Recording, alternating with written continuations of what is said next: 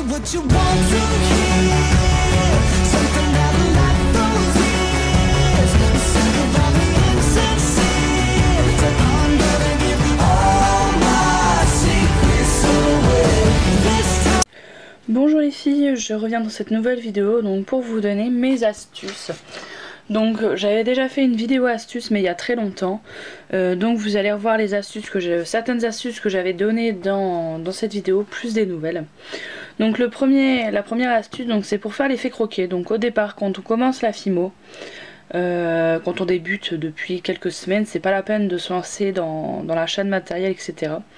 Moi je vous conseille de prendre des pailles, alors de la dimension que vous voulez, hein. Là moi c'est un morceau que j'ai, après vous pouvez prendre plus gros, plus petit. Je vous conseille sans faire de pub, je vous conseille les pailles de McDonald's, elles sont très résistantes, enfin très dures, et au niveau du creux il est pas mal. Donc voilà, et après si vraiment la fimo vous plaît et vous intéresse, pourquoi pas investir dans des emporte-pièces, donc comme ceci, donc en forme, moi je les appelle mes emporte-pièces en forme de fleurs, donc il y en a 3. Ceux-là je les avais achetés à Cultura il y a environ 2 ans.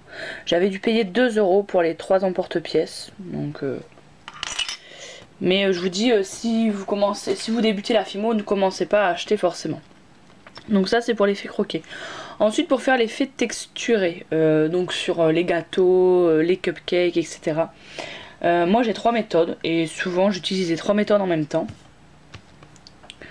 Donc la première méthode c'est une brosse à dents, donc une vieille hein, que vous servez plus. Donc voilà. Ensuite la deuxième, donc c'est du papier à poncer. Donc là c'est du gros grain, c'est du... alors je sais plus, ça doit pas être cette épaisseur. Mais c'est vraiment, vous voyez, c'est vraiment du très gros grain. Et ensuite une petite boule de papier d'aluminium.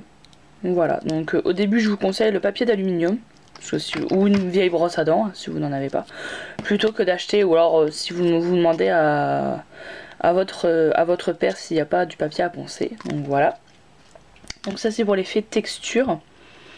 Ensuite pour la fausse chantilly, donc j'ai plusieurs alternatives.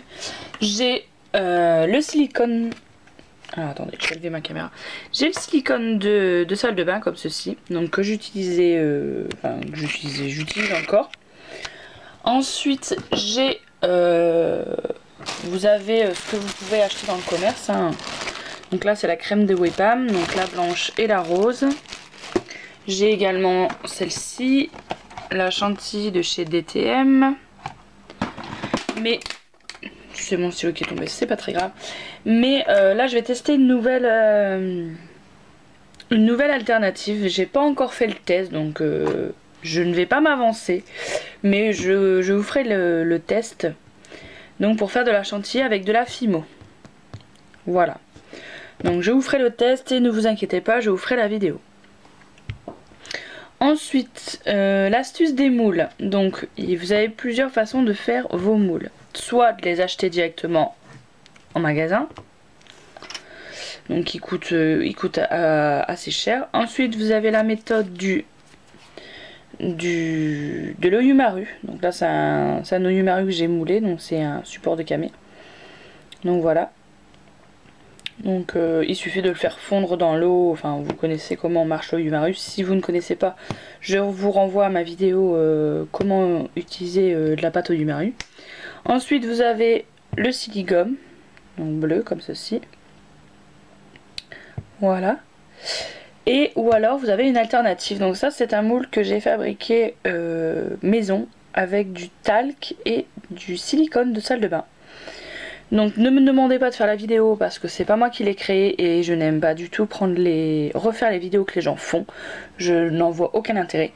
Donc je l'ai eu sur la chaîne de Monde Fimo. Donc je vous mettrai le lien de la chaîne pour faire le moule comme ça en barre d'infos. On va dire que c'est... Enfin je vais pas dire simple, mais une débutante je sais pas si elle pourrait y arriver. Donc voilà. Par contre l'inconvénient c'est que cela ne passe pas au four. J'ai fait le test. Donc voilà.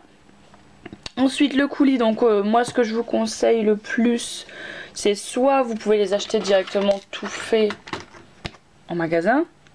mais ça coûte un bras, enfin pour ma part. Ou alors vous achetez de la Fimo liquide et des pastels sèches. Donc la Fimo liquide, celle-ci, la 50 ml, elle doit être à... que je ne me trompe pas, on va dire... Je vais donner une fourchette assez large, elle doit être entre 7 et 10 euros, il me semble. Mais il n'est pas plus de 10 euros. Et les pastels sèches, souvent vous en trouvez, la dernière fois il y en avait à Lidl. Vous pouvez en trouver assez facilement dans les magasins de loisirs créatifs. Bon, c'est pas la peine de prendre 50 pastels sèches, hein. Vous prenez les couleurs basiques, ça doit être le jaune, le blanc, le ocre et le marron. Voilà. Et donc ça pareil, je vous renvoie à ma vidéo sur comment faire son coulis. Je vais pas le réexpliquer, j'ai fait un tuto dessus. Ensuite, pour supprimer les traces de doigts. Donc là c'est une création déjà cuite, hein. Donc pour supprimer les traces de doigts, il suffit tout simplement de avant de la cuire, vous passez comme ça, vous frottez en fait votre création, voilà quoi, avec le doigt, bon légèrement, hein, pour pas déformer la création. Donc voilà, ou alors vous utilisez des gants, mais moi personnellement je n'aime pas travailler avec des gants, je sais pas, je supporte pas avoir quelque chose autour des doigts. Ensuite une autre astuce, donc pour que la pâte Fimo ne colle pas dans les moules, il suffit de mettre un tout petit peu de talc. Vous en mettez vraiment un fin soupçon, hein. Vous en mettez un peu sur vos doigts, vous passez comme ça dans le moule et comme ça en fait ça évite que la pâte colle au moule. Et pour en fait enlever le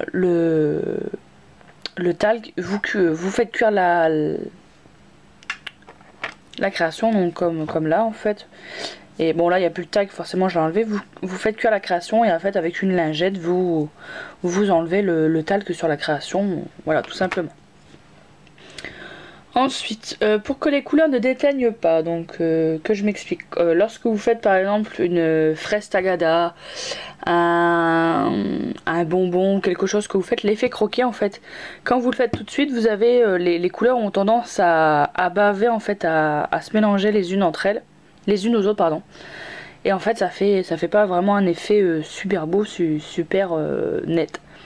Donc moi ce que je vous conseille, par exemple quand vous faites la fraise tagada, vous mettez le blanc, vous l'entourez de rouge, vous faites la forme de la tagada et avant de la couper avec votre emporte-pièce ou avec la paille, vous la mettez au congélateur. Vous la mettez quoi, allez 3-4 minutes, pas plus.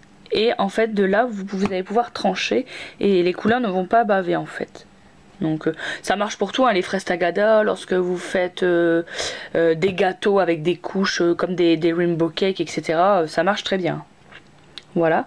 Ensuite, au niveau du support pour travailler, donc moi je travaille pas directement sur la table, j'ai, comme vous avez pu le voir dans mes vidéos, j'ai cette plaque.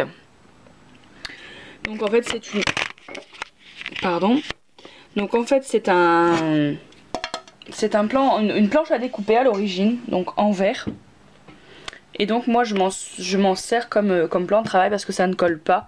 Donc moi je vous conseille soit un plan de travail en verre, soit une plaque de carrelage, ça marche également. Une plaque de vitre également. Bon, plusieurs à trouver. Mais une grosse plaque de carrelage, ça marche très bien également. Ensuite, l'astuce que je vous donne également, c'est lorsque vous filmez, donc pas comme ça, hein. Là en fait la caméra, moi je vois l'écran derrière, mais quand vous filmez en fait, comme je fais souvent, enfin pas souvent, lorsque vous voyez ma tête en fait, je me mets un retour caméra. Alors je m'explique, un retour caméra c'est que, bon à part les appareils photo où vous avez l'écran qui pivote et vous pouvez vous voir, sur les caméscopes, mais quand vous n'avez pas cela en fait, je vous conseille de mettre un miroir en fait derrière pour que vous voyez l'écran derrière votre caméra, pour vous voir en fait, comme par exemple si vous faites ah bah vous avez vu, il est beau le petit biscuit, donc là moi je regarde pas forcément mes mains quand je filme, je regarde mon retour, enfin l'écran derrière mon appareil photo, alors que si par exemple je regardais mes mains, je vous disais ah vous voyez il est beau le petit biscuit, puis ben en fait on voit rien quoi. Donc voilà, je vous conseille de faire un retour caméra, comme ça vous voyez ce que vous faites en fait quand vous filmez. Ensuite, une autre astuce que je vous donne, c'est de nettoyer vos mains et le plan de travail entre chaque création pour éviter qu'il y ait des salissures sur le plan de travail, etc.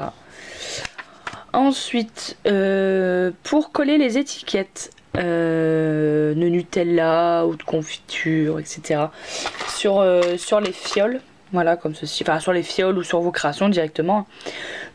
Voilà, au début, moi je le faisais avec la super glue et en fait ça rendait un effet super dégueulasse. Parce que la super glue bavait, enfin déteignait sur l'étiquette et ça faisait vraiment un rendu super dégueulasse. Donc moi maintenant ce que je fais c'est que je les colle avec de la Fimo liquide. Voilà, comme là. Donc vous en mettez très peu. Moi ce que je vous conseille c'est vous mettez de la Fimo liquide sur vos doigts, vous l'étalez sur l'étiquette et après l'étiquette vous la collez directement sur le support où vous voulez coller. Parce qu'il ne faut pas en mettre trop. Il faut faire attention parce que le papier brûle dans le four. Donc faire attention. Ensuite pour un rendu fini sur vos créations, je suis en train de chercher.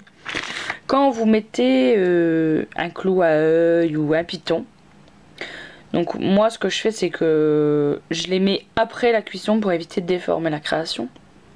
Parce que quand on appuie, si par exemple là je l'aurais mis tout de suite, j'aurais appuyé, ça aurait déformé la création. Bon certes elle est moche mais bon. Et en fait ce que je fais également c'est que donc je la mets. Et quand je monte ma création avec des perles, des nœuds, etc. Je la dévisse, je mets une petite pointe de glu sur le piton et je la revisse. Comme ça vous voyez le piton, là il bougera plus en fait. Donc voilà, c'est pour éviter que vos pitons ou vos tiges à œil se sauvent, c'est le cas de le dire. Donc voilà, donc j'en ai fini avec toutes mes petites astuces, donc j'espère qu'elles vous plairont. Pour les personnes débutantes, j'espère que ça vous aidera, parce que moi c'est au fil des années que j'ai trouvé les petites astuces, etc. Parce qu'avant quand j'ai commencé à Fimo, je les connaissais pas forcément. Donc voilà, donc tout ce que je vous ai parlé, mes vidéos, mes tutos que j'ai fait par rapport à telle ou telle chose, je vous mettrai tout en barre d'infos, il n'y a pas de souci. Et n'hésitez pas à me donner, si vous avez des astuces, si vous avez apprécié, n'hésitez pas à me donner votre ressenti. Sur ce les filles, je vous fais de très très gros bisous et je vous dis à très bientôt. Bye bye.